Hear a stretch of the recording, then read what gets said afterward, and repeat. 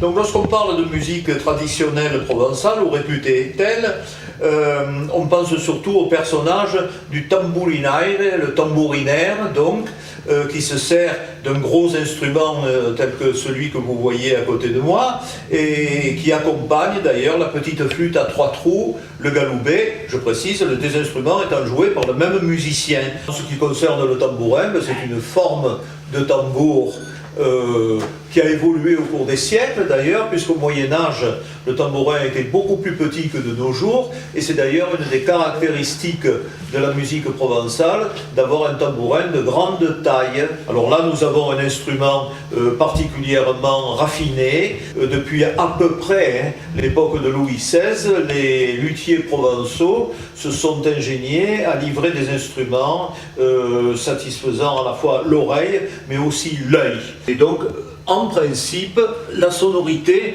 doit être bourdonnante et non pas sèche comme celle d'un tambour. On va essayer parce que c'est pas... Voilà, vous en avez un exemple pas mal là. Bon, le compagnon inséparable du tambourin, c'est le galoubet.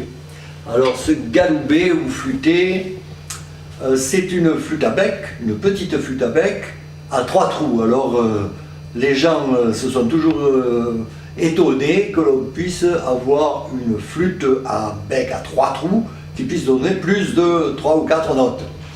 En fait, l'explication, c'est qu'il s'agit d'une flûte harmonique, c'est-à-dire qui a une perce très petite et qui donc permet de jouer des partiels ou harmoniques plus nombreux que sur une flûte à bec, par exemple, ou une flûte traversière. Par exemple, si je prends cet instrument, eh bien, en soufflant de plus en plus fort, j'obtiens des notes qui sont dans la série qu'on appelle harmonique.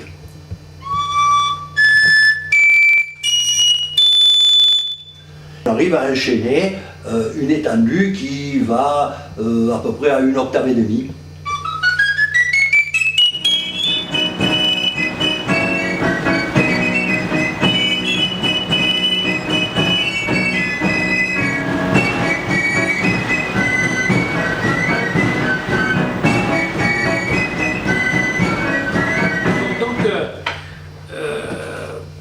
La massette, la baguette, c'est un petit peu ce qui lie les deux instruments qui ont été présentés précédemment, c'est-à-dire c'est l'instrument avec lequel le tambourinaire peut jouer du tambourin tout en jouant de l'autre côté du galoubet.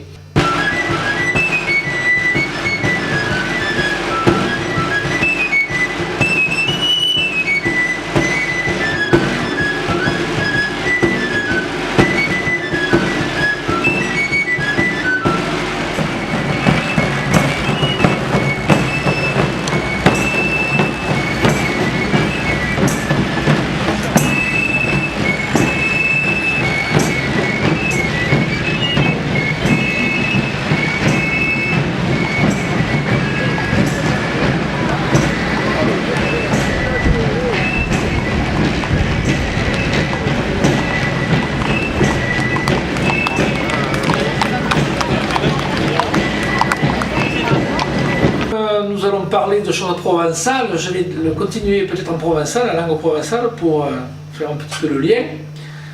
Donc, sobretot à l'époque de la Renaissance missalenque, que les provençaux fuguèrent à sabenta qu'il y a un instrument particulier.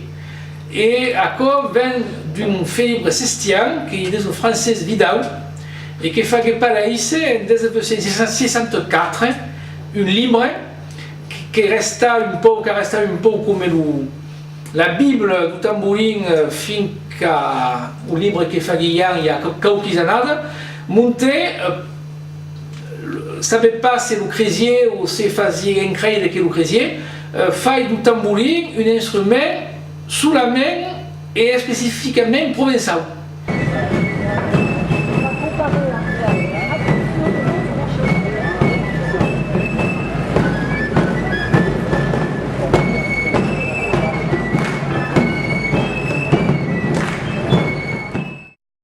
Voilà, une espèce de légende patriotique provençale voudrait que nos instruments remontent à l'Antiquité grecque. Rien n'est moins sûr. Par contre, ce qui est certain, c'est qu'on en trouve des traces alors, tout à fait évidentes dès le Moyen-Âge, reculé, disons le XIIe siècle. Dans l'iconographie, beaucoup de miniatures représentent notre instrument. Alors, on est à Toulon chez Monsieur Fabre. Est-ce que vous pouvez nous indiquer comment vous faites pour fabriquer des galoubets? Quel type de bois vous utilisez? J'utilise toutes sortes de bois, ça peut être du buis, du palissandre. Je vais trouver le centre, ensuite je vais commencer à percer avec cette mèche. 7 mm. Voilà. Une fois que le bois est percé, donc par en part, je mets donc le bois entre pointes dans le tour, parce que la longueur détermine la tonalité. Donc vous le mettez sur le tour, Oui, et là vous allez le travailler pour que le rendre circulaire. voilà, exactement.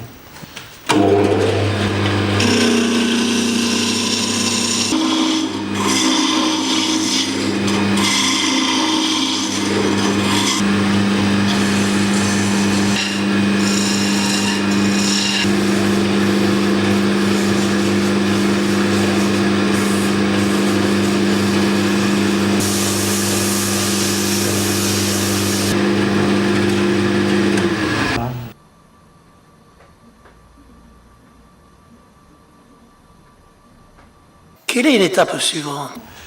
Il faut écarrer à l'intérieur pour rejoindre le coupe-vent. Ensuite, ajuster une languette, Vous faites 2 trous dessus et un dessous. un en dessous. Eh oui. Et ensuite vous l'accordez quand c'est terminé. Avec un étalon. Voilà, avec un étalon, j'accorde avec un Et étalon. c'est quoi un étalon? C'est un galoubet qui est déjà... Un galoubet étalon. Voilà, un galoubet étalon. Voilà. À l'oreille. C'est avec les œufs. Ah oui, à l'oreille.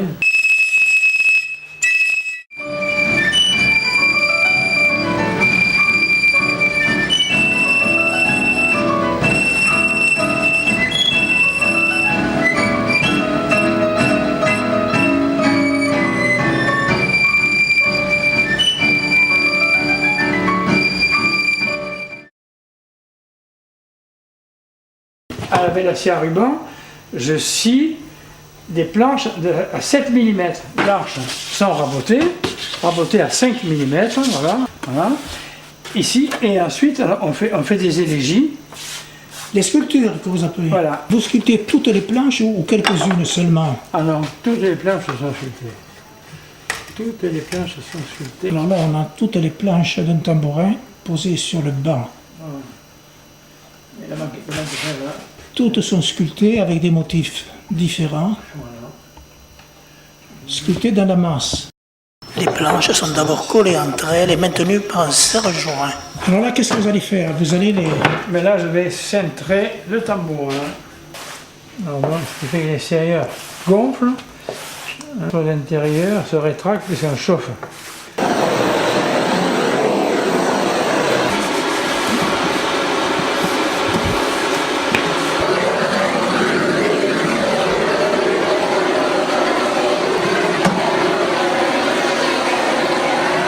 On colle les deux extrémités.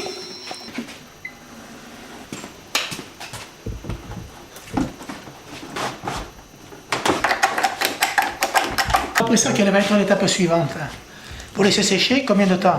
Là, il faut au moins une quinzaine de jours pour finir la sculpture, racler, poncer, etc. Quand il est raclé, poncé, fini, on fabrique les serres. Je trace exactement qu'il faut s'ajuster parfaitement ça. Voilà. La peau est trop grande là.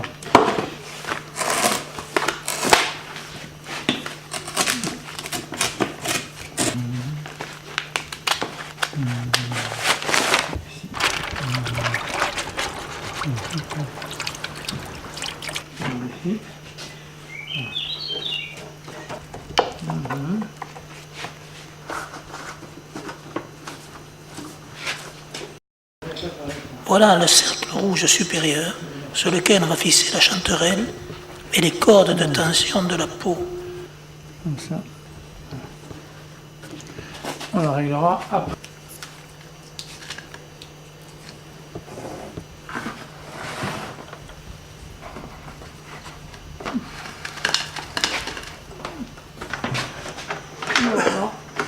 Voilà, c'est comme il faut.